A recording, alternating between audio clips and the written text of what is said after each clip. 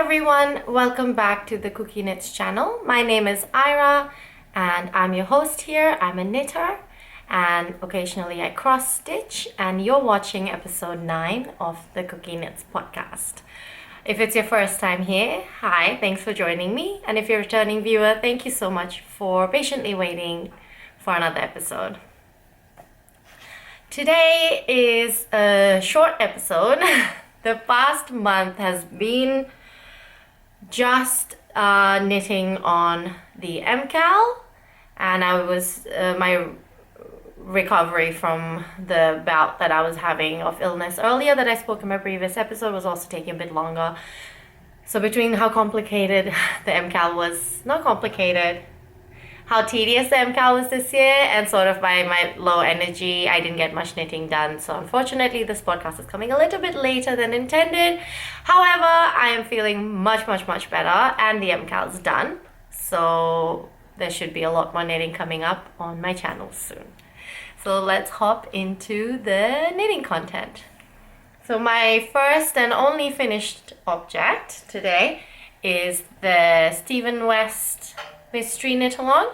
The theme this year was called Twists and Turns, and I'm all finally done with it, and it's all blocked.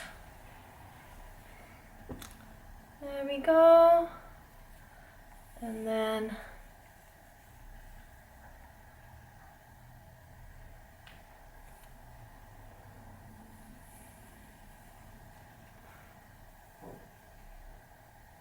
I'll try and pop a picture of me wearing it so you can get sort of an idea of the size on.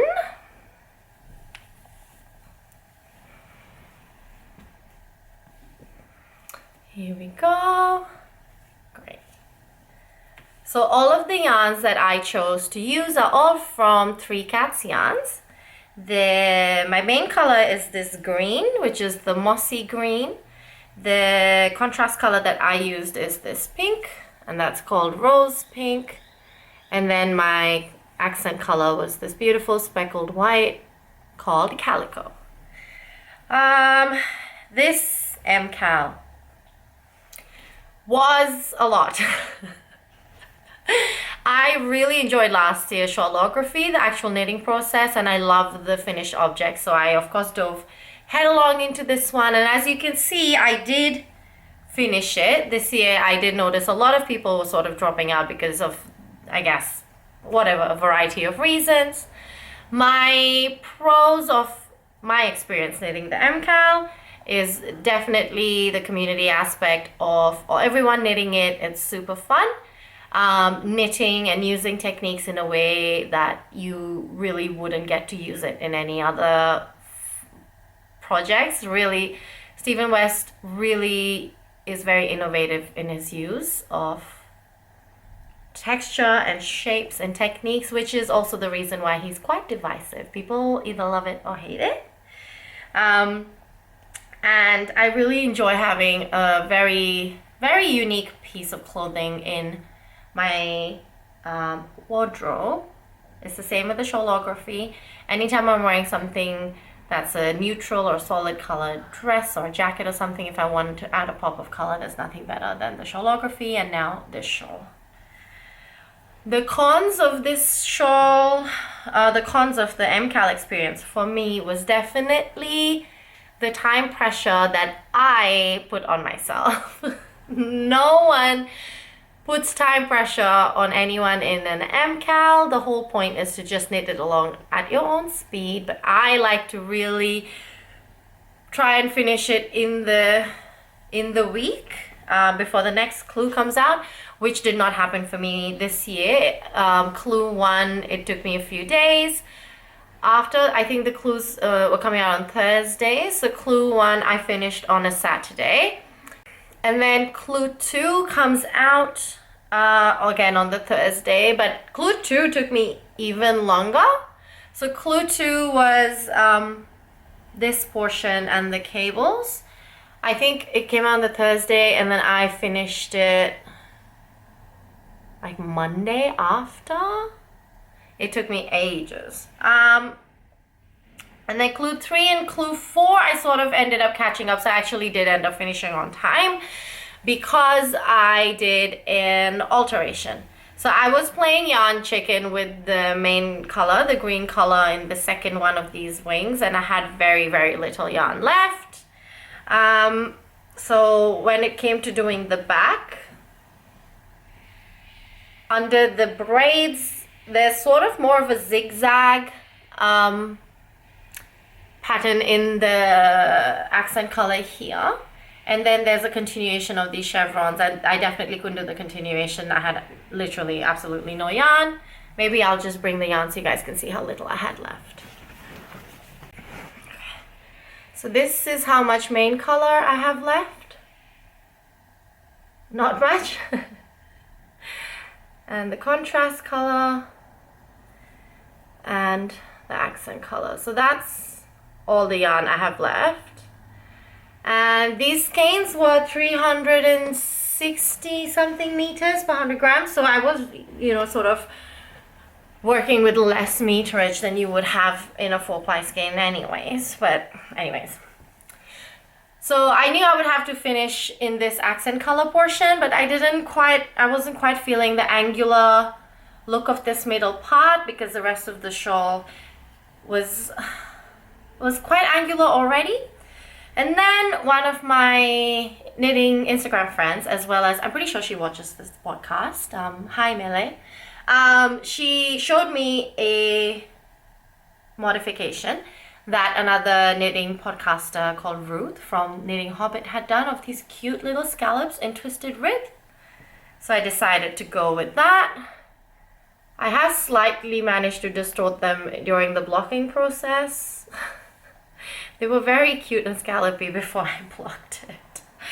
But I think you still get the look. So I prefer this modification. So after all of this stuff, after struggling through clue 1, I think I'll probably do next year's again. It's just such a fun experience, and I think of this is the one project in the year in my knitting calendar. Because we all have one of those, right? This is the one project in my knitting calendar that I just let go of any control. I just choose the colors, it's going to be what's going to be, and I find it quite freeing because I'm quite intentional and quite perfectionist with my knitting sometimes. So it's kind of nice to let go of that aspect for one project. So I'll probably definitely do it next year.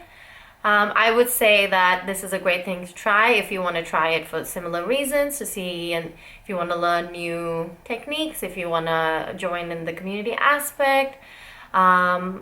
If you're just doing it because everyone else is doing it and you get swept up into that pressure, that's not worth it, you guys. It's so much work, it's so much knitting. It's not worth doing it just because everyone else is doing it. You really cannot knit on anything else pretty much for the entire month. I would say if you're quite picky about your colors and shapes of your shawls, or you're not very flexible with your color choices and stuff like that, then this MKAL is also not for you. You literally cannot control anything. I made the same mistake this year that I did last year. Last year, Shawlography shawl, color A, Steven said to choose the darkest color you have for the best contrast. And I did that, and I was like, oh, why did I do that? Because I preferred a lighter color in this place in the end project, basically. And then he said this year as well to choose the darker color as your main color.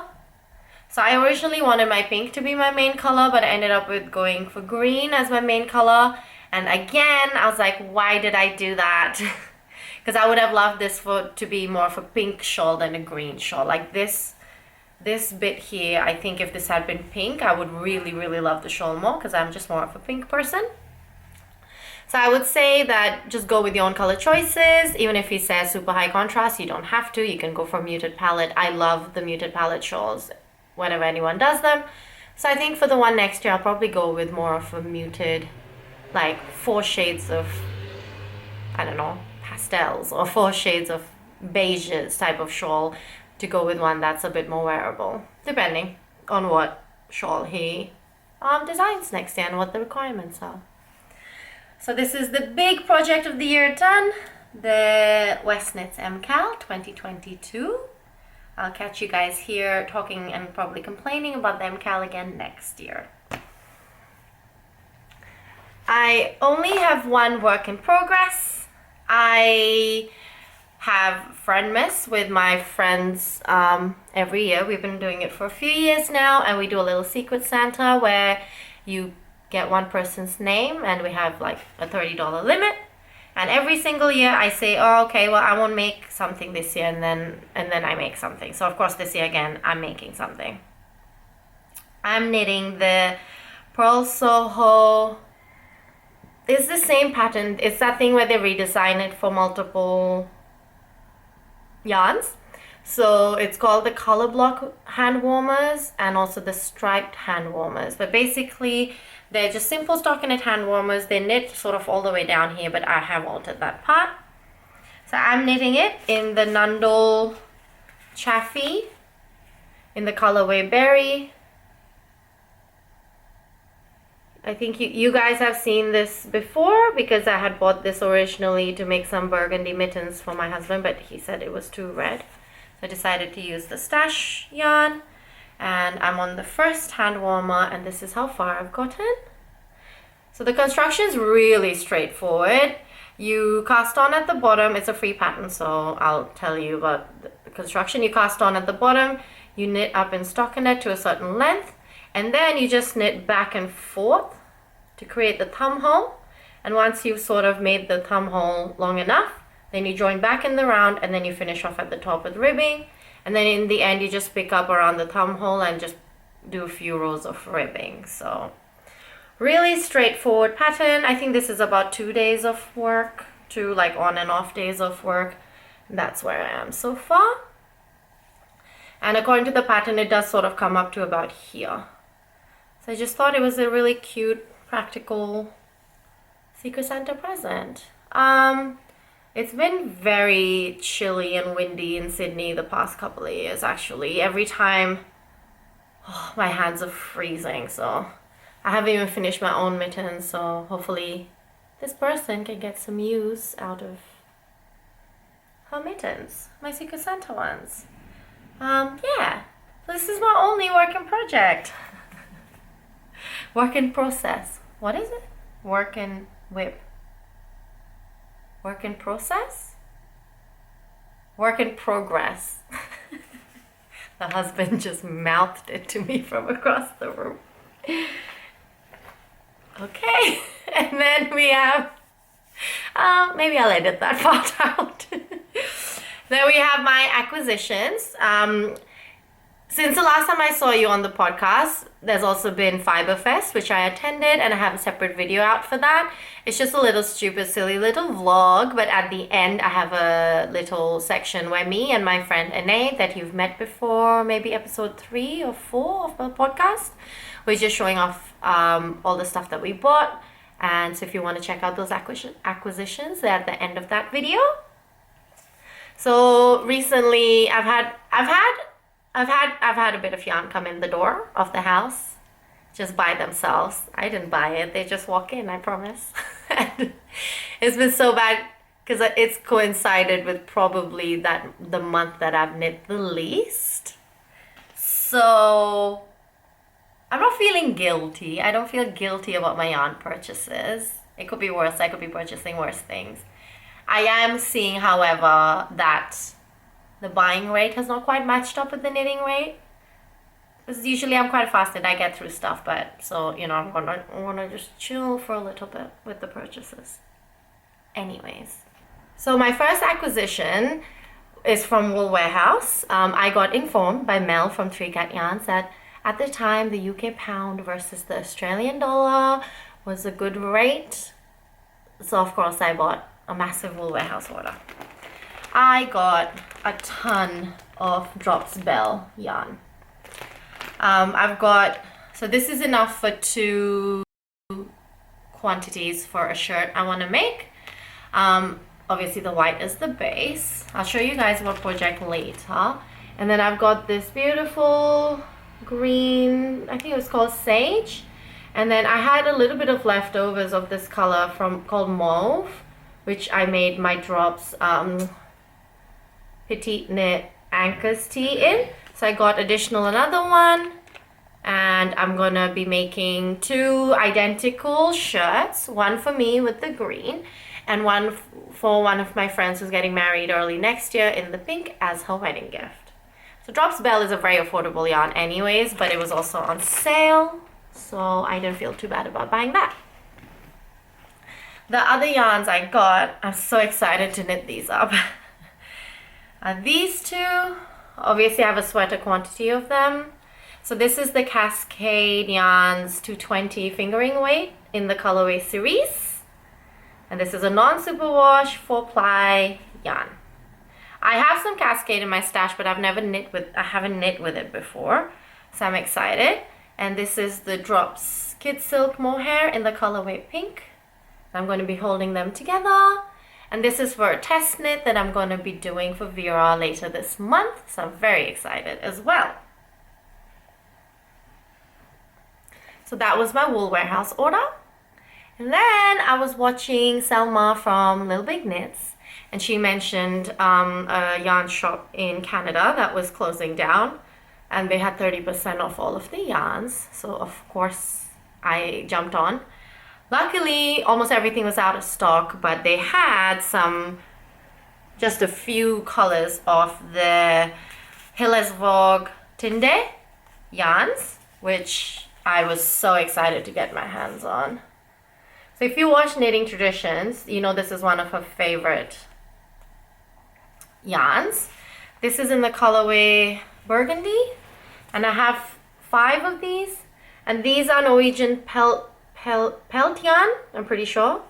And I'm pretty sure they're like a gray yarn that's dyed, which is why it has sort of this interesting depth to color. I'm planning next year to knit the Ingrid sweater with this yarn and some mohair, but it's a tentative plan. I have heaps of this yarn, so if something else comes along that grabs my attention, we'll do that. And then this is the colorway Ochre. This beautiful yellowy green, and I have 2 skeins of this, and I basically bought this without any purpose, but I thought it would be great to use as contrast in a colorwork sweater. I also messaged Inga and asked her if she had any recommendations, because this is her favorite yarn, and she recommended 2 designers to me, so I'm going to check out their projects and their patterns and see if there's anything that grabs my attention. But all of this will be a sort of next winter project. I'm kind of ready to knit a little bit of summer wear. And then my next purchase was from Pearl Soho, and they had linen quill on sale, which you know, because absolutely everybody bought from that sale. Every single podcast I watch bought from that sale, which is hilarious, but understandable. I have shown you guys before that I have more than a sweater quantity of linen quill in this colorway to make the daily pullover. And I was inspired by my friend Mia, who is the Knit and Grace podcast. I will link her down below. She recently finished a Vertices Unite shawl in 5 linen quill colors, and I thought that was a great idea. Of course, it was beautiful. So I decided this would be one of my colors because I have spare for one. So you just need 5 colors and you need 1 skein of each. And then I actually asked my husband to help me pick colors. And I must say, he's done a great job. He's gone for a pinks and reds sort of palette. Completely different to what I was thinking, but I'm excited to knit this up. So the colors to go with this, first, this was my choice actually. So I got a plain color. This is called Pale Oats. And then, this is one of my favorite colors. He chose this colorway called Peachy Pink, which is absolutely stunning. And then you will see a theme in my hot pink loving self right now. This is rhubarb pink, which is also stunning.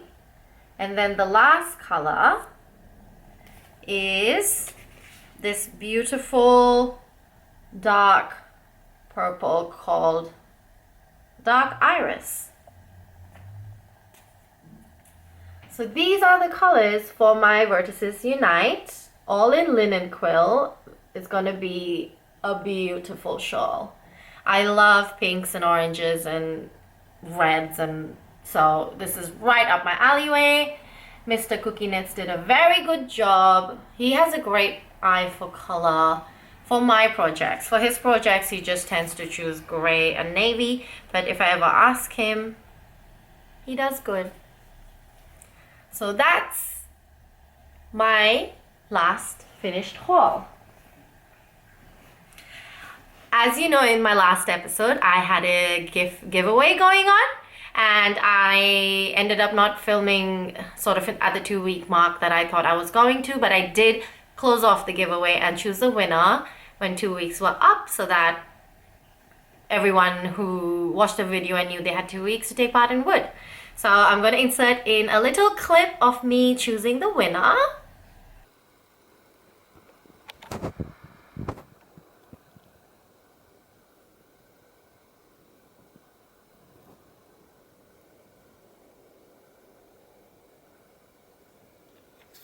So if you're this person, congratulations! You have won my first ever giveaway. Please do get in contact with me and I will send the items to you, as well as the code to use in Vera's Ravelry shop. You can get in contact with me on Ravelry as well as Instagram. I'm called KukieKnits in both, and I also have an email ID. It's kukieknits@gmail.com. So please get in touch with me so I can send your wonderful package out to you. Thank you so much for watching and taking part in my giveaway. So that's all the content I have for you today. It's really short and sweet. Hopefully I should get back into the knit of it.